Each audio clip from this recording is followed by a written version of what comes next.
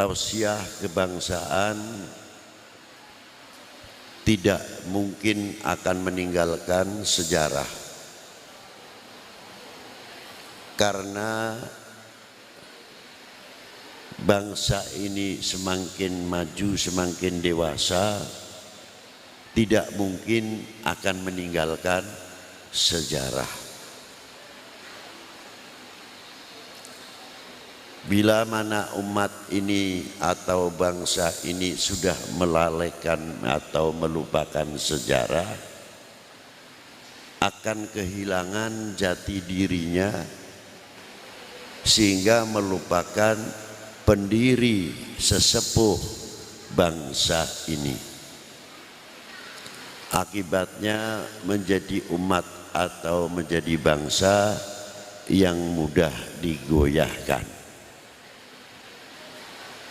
Dari itu, dengan tausiah kebangsaan akan menguak, khususnya di negeri tercinta ini, Indonesia.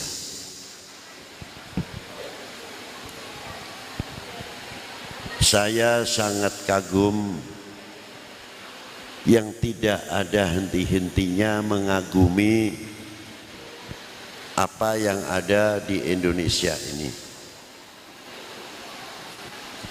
Kekaguman pertama bukan masalah subur makmurnya. Kalau subur makmur jelas.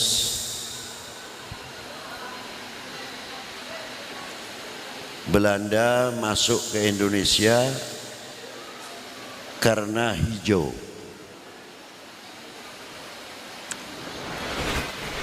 Yang kedua, Indonesia sangat strategis. Dan Indonesia potensi. Timur Tengah pun walaupun kelihatannya padang pasir, mempunyai kunci yang istimewa adalah minyaknya.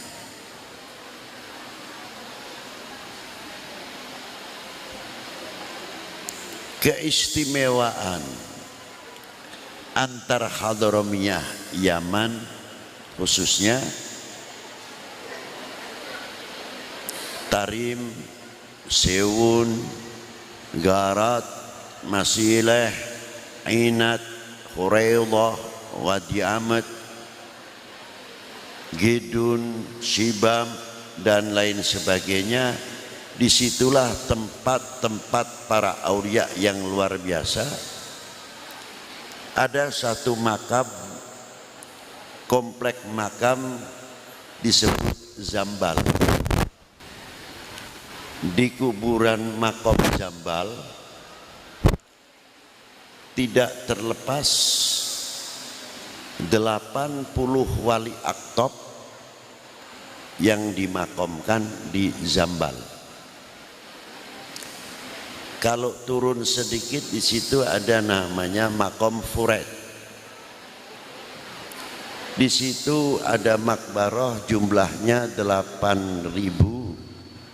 Semuanya wali minal auliyaillah wa kulluhum yahfadunal Quran. 8.000 aulia rata-rata hafidul Quran.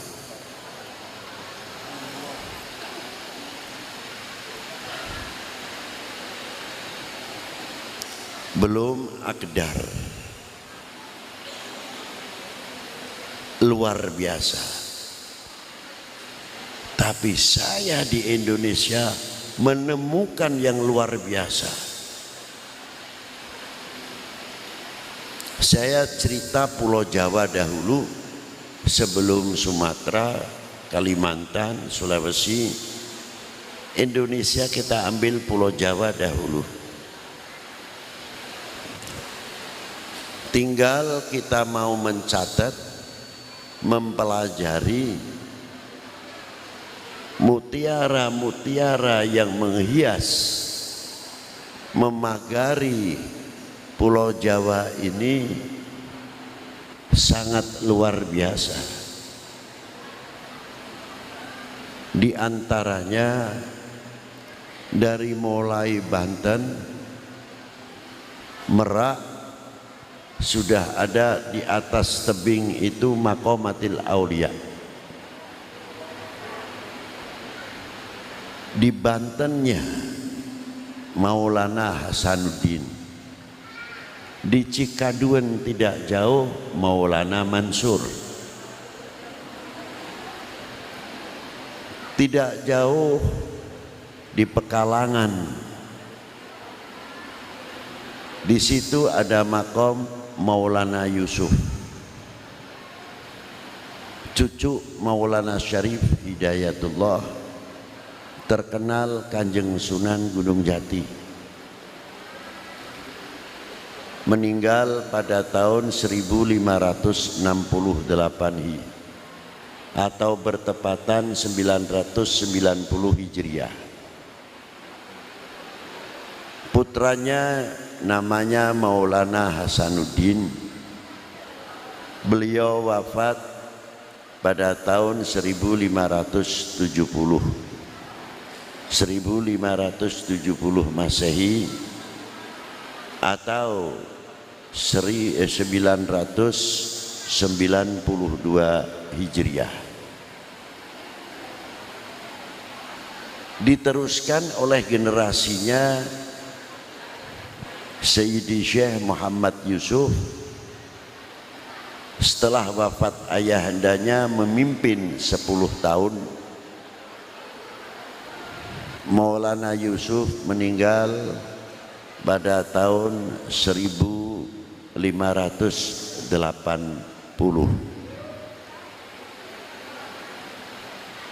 bertepatan tahun 1002 Hijriah. Kita tarik lagi makam panjang seorang ulama besar di Tangerang. Tarik lagi di Pantura, Jakarta. Di situ yang paling tertua dimakamkan di Kampung Bandan, As-Sayyid Muhammad bin Umar Al-Qudsi, meninggal pada tahun 1117. Dilanjutkan oleh generasinya Al-Imam Ali bin Abdurrahman Ba'alawi, meninggal pada tahun 1121.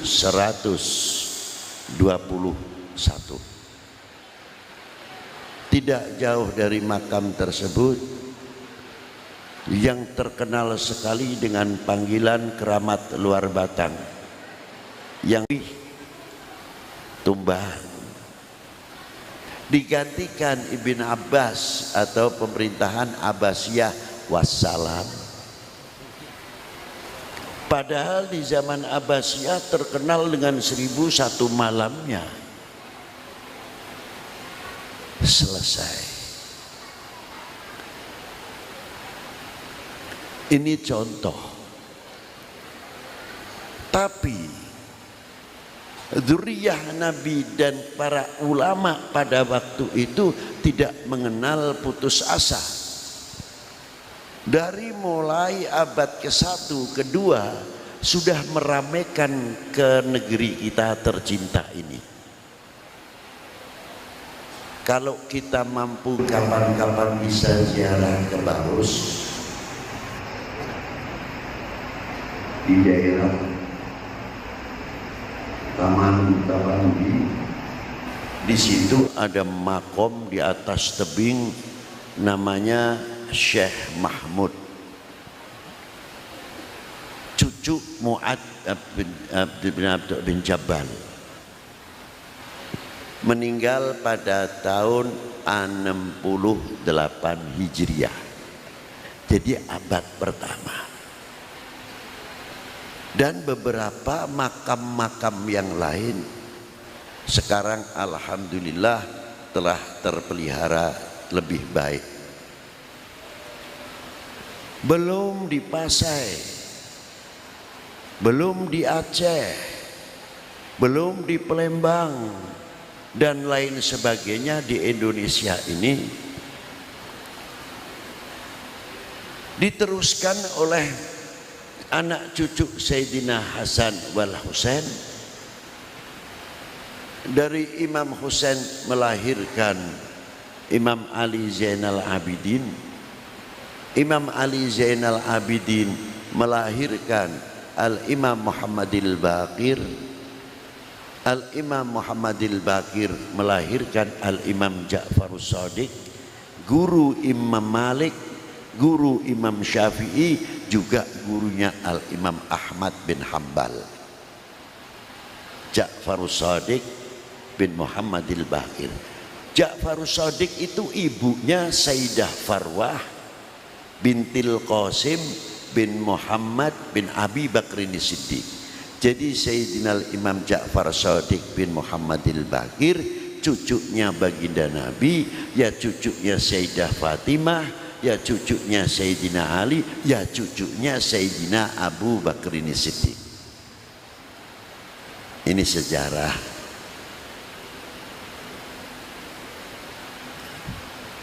Dari Al-Imam Ja'far Shadiq melahirkan putra Al-Imam Ali Al-Uraidi, mempunyai anak Muhammad An-Naqib, mempunyai anak Isa An-Naqib, mempunyai anak Al-Imam Ahmad Al-Muhajir radhiyallahu taala anhu. Disebabkan Al-Muhajir pada waktu itu munculnya fitnah luar biasa setelah jatuhnya Baghdad oleh suku Zanji atau Hulagu. Syed Ahmad sampai dirinya masuk menyelamatkan, masuk ke sumur, ngumpet. Apa bahasa Indonesia ini ngumpet? Sembunyi. Nah. Terus beliau perjalanannya ke Syam sampai lanjutannya sampai ke Madinah, maka disebut Al-Muhajir.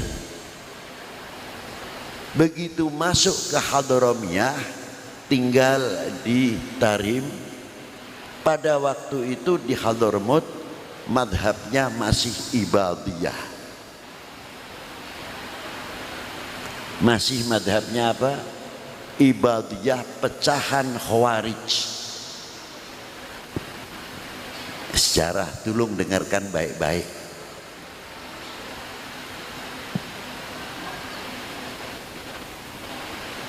Bagaimana Al-Imam Ahmad masuk ke Hadramut? Beliau padahal sudah tingkatan mampu ijtihad sendiri, tapi hebatnya beliau lebih suka menggunakan madhab Syafi'i untuk dakwah di Hadramut. Tidak mau benturan dengan Ibadiyah. Bagaimana supaya jalan bersama? Sehingga madhab Syafi'i berkembang luar biasa. Karena apa? Tidak terjadi benturan, karena mahkotanya di dalam untuk berdakwah akhlakul karimah, senjatanya yang paling ampuh. Mulutnya berakhlakul karimah, matanya berakhlakul karimah, telinganya mempunyai akhlakul karimah, hatinya tergores terukir dengan ukiran akhlakul karimah. Itulah yang menyebabkan dakwah Islam di Indonesia zaman itu berhasil. Itulah Al-Imam Ahmad Al-Muhajir, keturunannya Al-Imam Ubaidillah. Al-Imam Ubaidillah mempunyai anak Al-Imam Alwi, mempunyai anak Al-Imam Muhammad. Muhammad mempunyai anak Alwi. Alwi mempunyai anak Al-Imam Ali Khalid Qasam. Imam Ali Khalid Qasam mempunyai anak Al-Imam Muhammad Sahib Marbat. Syed Muhammad Sahib Marbat mempunyai anak 4, Abdullah, Ahmad, Ali, Alwi. Ali ayah Sayyidina Faqihil Muqaddam yang menurunkan bin Syah Abu Bakar, Al-Attas, Al-Sagaf, Al-Musawwa, Al-Idrus dan lain sebagainya, Al-Jufri, Al-Kaf bin Yahya, Ba'bud, Basyaiban, semua dari Faqihil Muqaddam Muhammad bin Ali dan lainnya.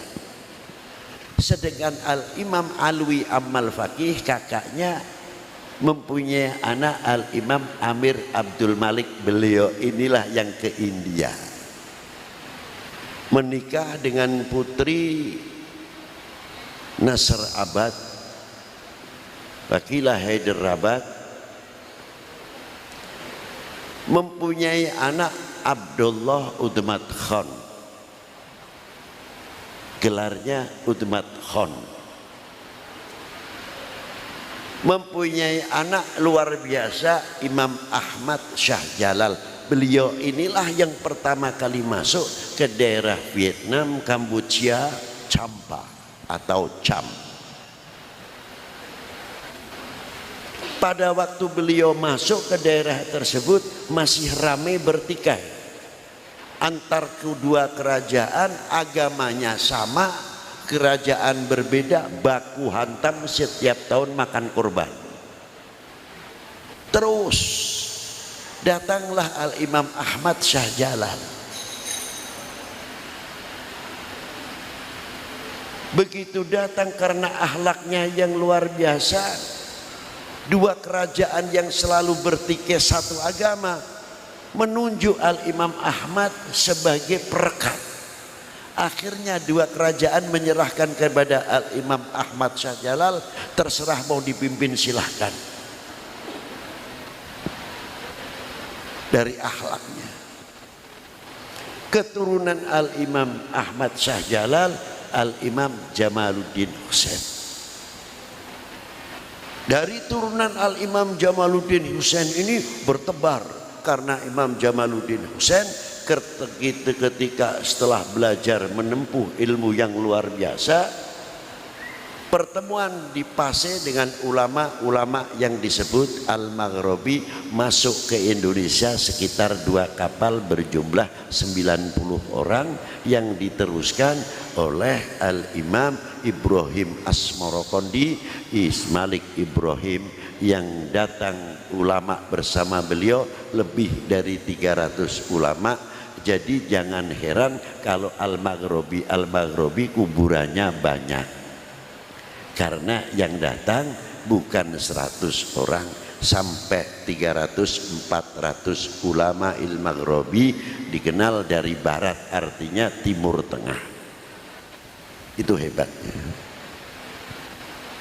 Beb, kok di sana ada Maulana Maghribi? Ya iya, yang di sana ya Maulana Maghribi. Apa di situ petilasan itu tongkatnya? Mungkin ada yang pendapat jubahnya.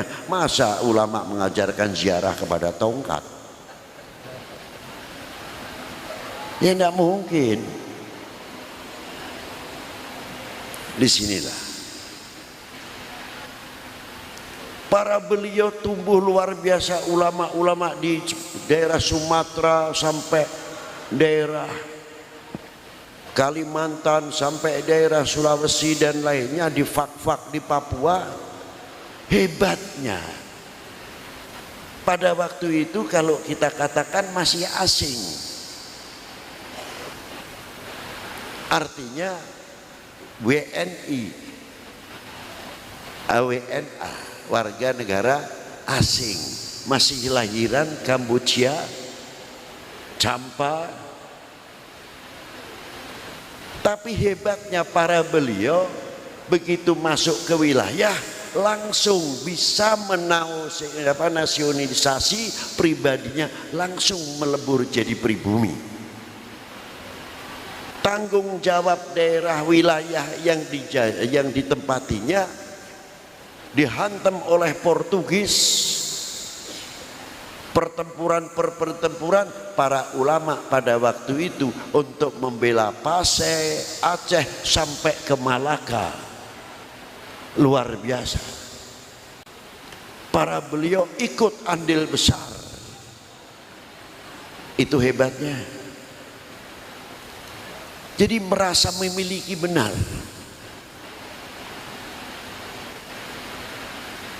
Tapi pertanyaannya, mengapa Malaka bisa tumbang?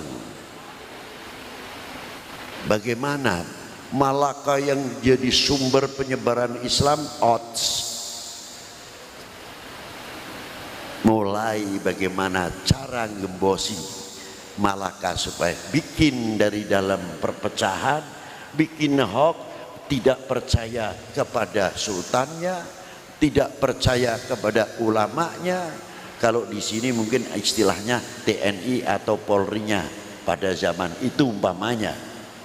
Dibikin supaya tidak percaya kepada polis dan tentara pada waktu itu, sehingga umat ini goyang. Akhirnya jatuhlah kerajaan Malaka di tangan Portugis pada tahun 1511. Sejarah. Ini kira-kiranya saya mau tanya sedikit. Kami sadar mengakui kalau kita ini bangsa Indonesia tidak? Loh kok dia? Kita menyadari dan mengakui tidak kalau kami atau kita ini warga negara Indonesia? Bangga atau tidak menjadi warga negara Indonesia? Tunjukkan kebanggaan itu. I am Indonesian. Saya adalah bangsa Indonesia. Jangan melempem kalau nyebutin bangsa Indonesia. Karena dengan kekuatan mengatakan Indonesia dengan tegas, menunjukkan jiwa kesatriaannya yang memiliki handar beni nasionalisme yang tinggi untuk benteng-benteng Pancasila, benteng-benteng NKRI yang kokoh. Karena apa? Fanatisme. Tapi kalau sudah melempem jangan diharap. Kuncinya di situ. Coba